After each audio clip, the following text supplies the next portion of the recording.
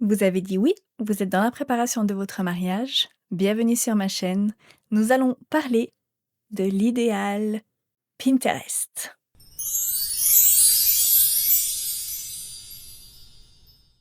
Bienvenue, vous avez dit oui, vous êtes en pleine préparation de votre mariage. Vous avez déjà entamé la recherche de votre mariage idéal.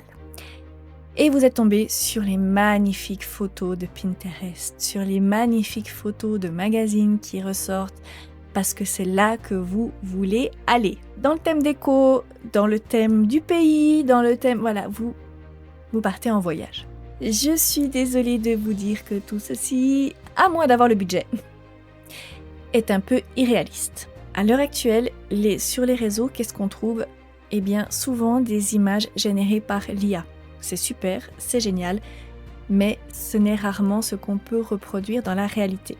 Vous pouvez retrouver de très très belles images, de très très belles photos qui, elles, par contre, ne sortent pas de l'intelligence artificielle. Cependant, vous pouvez avoir vu une magnifique arche de fleurs qui est condensée de magnifiques roses, de magnifiques fleurs tombantes. Ça se peut, dans le 80% des cas, que ce soit des photos qui ont été faites et créées exprès pour les shootings.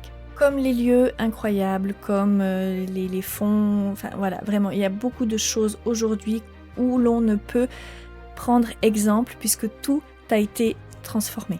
Si vous avez un budget assez conséquent, alors c'est sûr qu'à ce moment-là, vous pouvez vous permettre de choisir ce dont vous rêvez. Ça a un coût, vous pouvez, mais attention pour des personnes qui ont un petit budget ou un budget moyen et selon les priorités de la distribution de leur budget, que tout n'est pas forcément faisable. Alors, pas de panique, ça ne veut pas dire que vous n'allez pas avoir le mariage dont vous voulez. Seulement, on va le structurer différemment.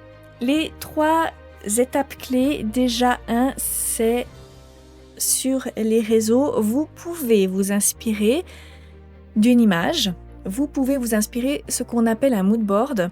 Vous pouvez même taper sur Pinterest ou sur Google ou sur votre barre de recherche mood board mariage, couleur neutre, couleur été, automne, voilà, ça va vous sortir une palette en fait avec différentes photos, que ce soit décoration, que ce soit au niveau des chaussures, que ce soit au niveau de la robe, vous allez avoir un panel de qu'est-ce qui correspond dans le thème. Donc ça, vous pouvez. C'est même assez conseillé. Comme ça, vous avez un thème qui va rester, un thème de mariage qui va rester dans la même catégorie de couleurs et cohérent. Deuxième conseil, adaptez votre budget par rapport à ce qui vous ferait plaisir. Je sais que ce qui peut passer à la télé, par exemple, on mentionne que les fleurs en plastique, c'est, je ne veux pas dire le mot, mais pour les personnes qui sont du côté francophone, je pense que vous allez réussir à trouver la référence. Chacun a son avis, chacun a vraiment sa personnalité. Beaucoup de personnes n'aiment pas voir les fleurs en plastique dans les réceptions. Malheureusement, les fleurs peuvent coûter cher. Et nous avons des passionnés de fleurs également qui ne supportent pas avoir des fleurs coupées. Donc, ils vont plutôt se diriger sur des fleurs artificielles. Pour moi, en tout cas, ça ne va pas me choquer de voir une salle de cérémonie qui sera remplie de fleurs artificielles puisqu'aujourd'hui, elles sont réellement bien faites. Donc vous pouvez, avec un budget plus simple, avoir une arche de fleurs artificielles. En tout cas, malgré ce qu'on dit, c'est une histoire de mode, c'est une histoire vraiment, pour moi, ça reste personnel, mais si elles existent, c'est que c'est pas anodin et que nous pouvons les utiliser. D'ailleurs, derrière moi, ce sont des fleurs artificielles. Et ça va très bien puisque, en même temps, ça m'évite de m'en occuper. J'ai pas d'entretien à faire, elles restent toujours belles et puis c'est tip top. Donc voilà, c'est vraiment un avis propre à chacun. Je trouve juste dommage de juger une personne ou une salle de cérémonie qui va être très très bien décorée par des fleurs artificielles juste parce qu'elles sont fausses.